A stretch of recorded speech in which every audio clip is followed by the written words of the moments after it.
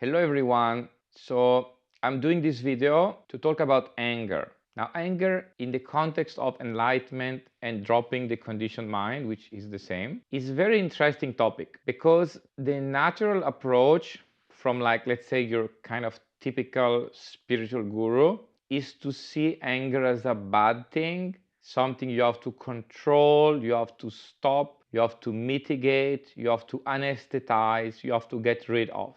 So the idea is through some sort of controlled effort, you have to never be angry. Why? We don't know. But again, probably it's related to this idea that in general, in spiritual stuff, inactivity is seen as good. So not doing, not getting angry, not having emotion, not is seen as good. Whereas action is always bad. Craving, desire, attachment, strong emotions. Like, this is the idea. Now, of course, I believe it doesn't make any sense. So let's look at anger. So again, just like many other things, identity can be healthy, or let's say functional, or unhealthy and dysfunctional. So if the reason for the anger is to protect your boundaries from someone else trying to interfere with those boundaries, trying to cross a boundary, whether it's threatening your life or but can also be disrespecting you or any form of crossing your boundaries, anger is perfectly justified. It's effective.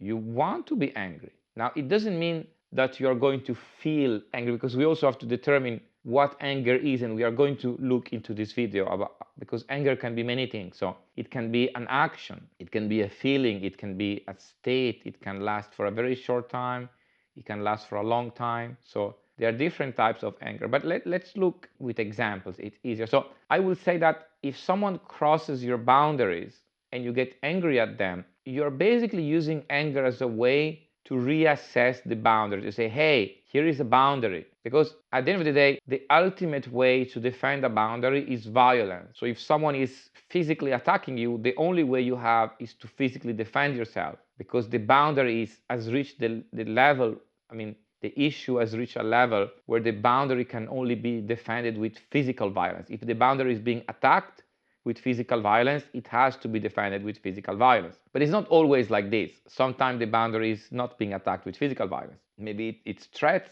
maybe it's disrespect, maybe it's even the other person getting angry at you, which we could consider a source of disrespect, potentially. So anger is effective if someone is crossing a boundary you consider important, because you are reminding them of the boundary. You are stressing the existence of the boundary. You say, hey, there is a boundary there. Please do not cross it. It's effective. So in terms of actions, you will display anger. You will manifest anger as a signal to respect a boundary. Now, how you're going to feel inside you, that depends.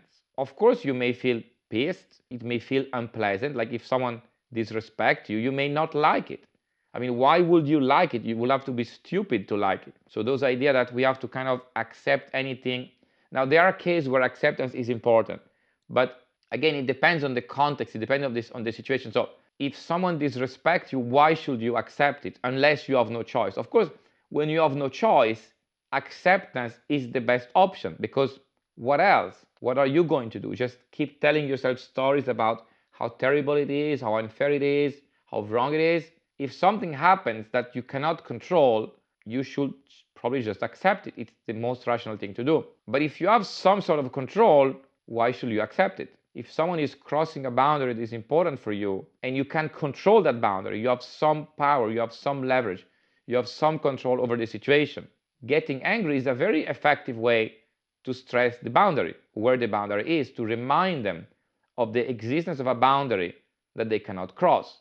Now, what is another case of anger, which is the interesting case I want to discuss? So let's put aside the case of anger as an effective tool to maintain a healthy boundary. So you get angry, you display anger, you manifest anger as a way to remind the other person that there is a boundary they should not cross. This is the functional or healthy anger. Now, what is the unhealthy anger? But before I go into what it is, I want to stress that I think it's a really, really bad idea for people to try to, let's say, control their anger. Of course, if it's excessive, you have to control it because you cannot just hurt other people, yeah, or they just don't want to be with you. I mean, you have to control your anger because it's unpleasant to others. But ideally, if you can, and that may require some practice, may require some developing some awareness about certain patterns, you can do much more than controlling anger. You can understand what is the root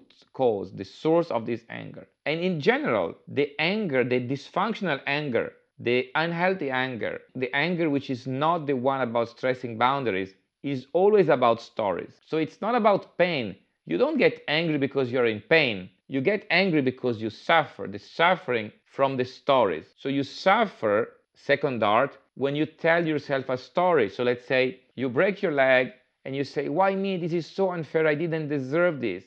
And you get angry at everyone, at the world, at the universe, at God, at everyone. Maybe the person who invited you to that restaurant and then you fell in the stairs. And you say, why did you invite me to that stupid restaurant? Blah, blah, blah, blah.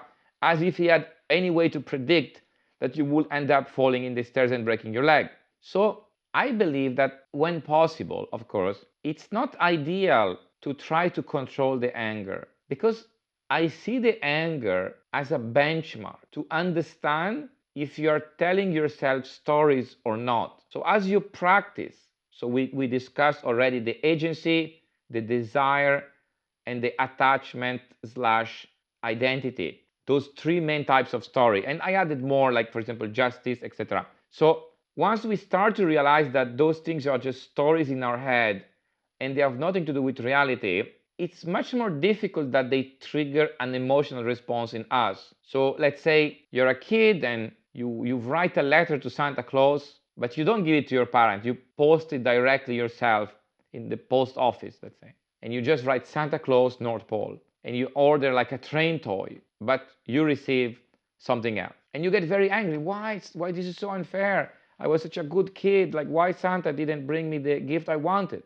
But you get angry because you're telling yourself a story that Santa Claus exists and did read your letter and decided not to give you what you wanted because something bad, something unfair, something wrong, whatever. Now, if you understand that Santa Claus doesn't exist, how can you get angry? Your parents just didn't know what toy you wanted. There is no reason to get angry at it. Angry is kind of a response, it's kind of a reaction to things. It's like we react to things because we think something is wrong with them. But nothing is wrong. Wrong is a concept that we made up. They can only be wrong in relation to a story we tell ourselves. Nothing can be wrong by itself. Things are just what they are. We add a layer of judgment on top of them, and that's our story.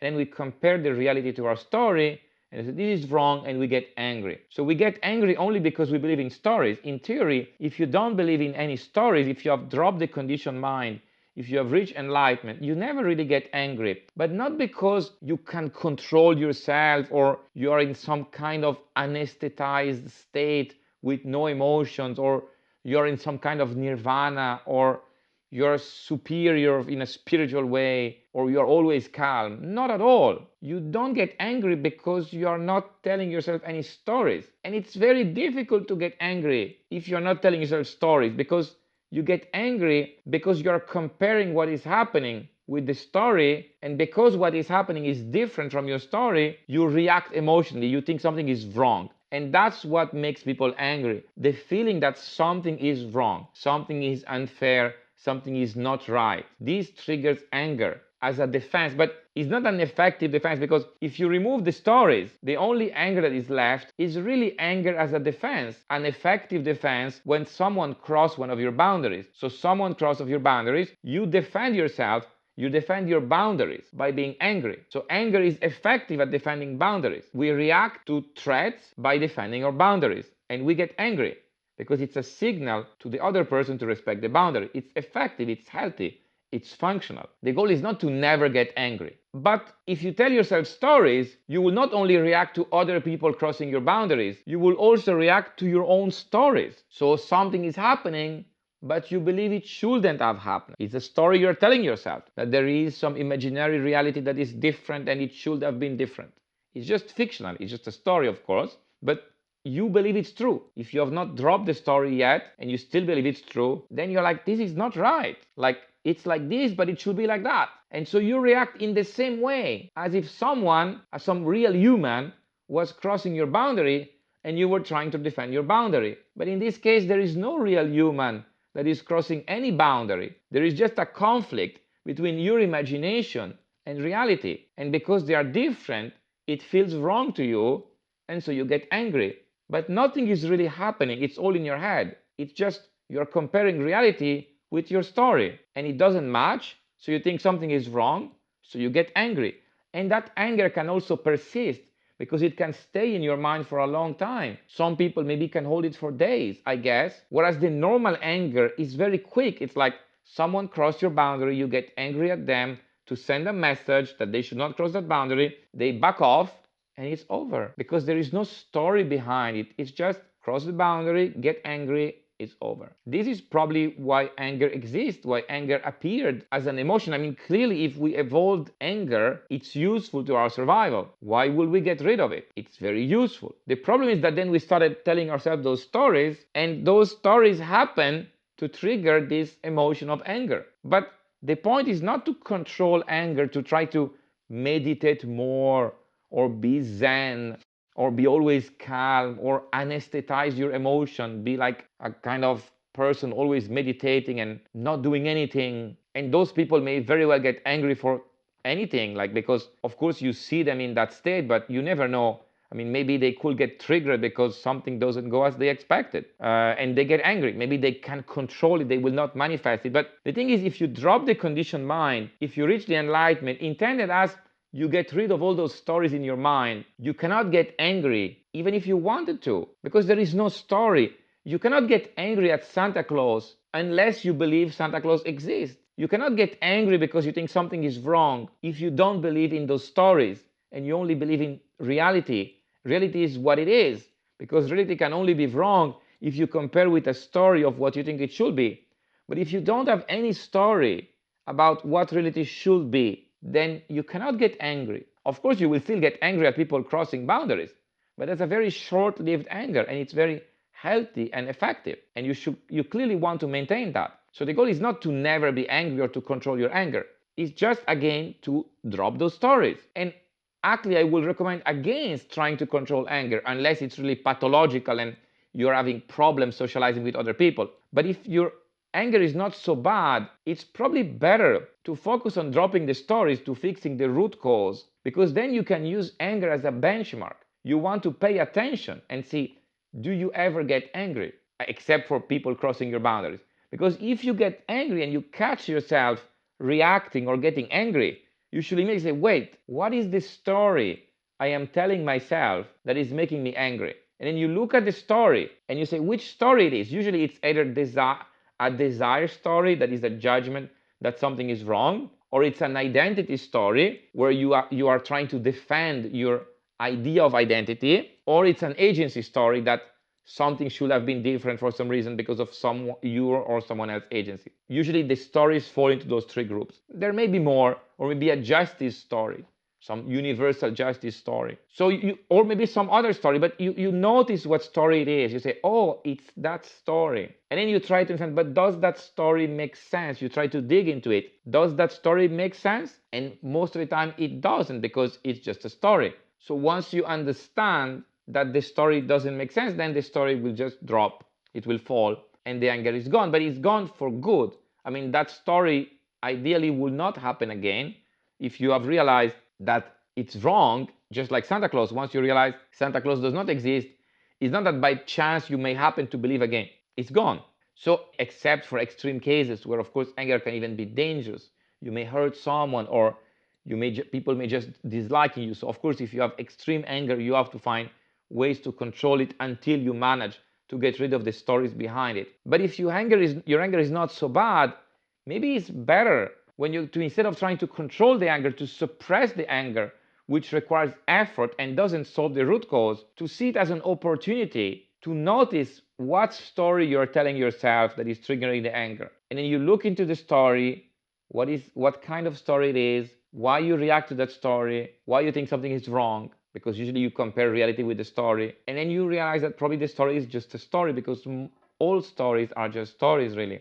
So whatever story you're telling yourself, All you have to do is realize it's just a story. That's it. Once you realize it's a story, it drops, it loses all its power, and you will not manage to get angry even if you wanted to. This is what you ultimately want, is not to, through conscious effort and meditation, etc., try to control your anger, to suppress it. You want not to be able to get angry even if you wanted to. That is just impossible because the story is gone. So the anger can be a good thing. It can be a signal of when you're telling yourself a story. You stop yourself and say, wait, I'm telling myself a story. Let's look into the story. Let's look what makes the story. What are the components of the story? Let's notice that it is a story, that it doesn't make sense. It's just a story. And then you drop the story and the anger goes. And of course, there may be multiple stories and you have to look at them one by one, and eventually there will be no stories left. And that's how you solve anger. Anger is not a problem in itself to solve. Anger is just a symptom. It's just a benchmark. It's an indicator. It indicates that you still have stories in your mind. So you should probably keep it as a benchmark so that when you get angry, there was still some story left. And eventually, when it never happens, the stories are gone. So anger is not something to control or suppress.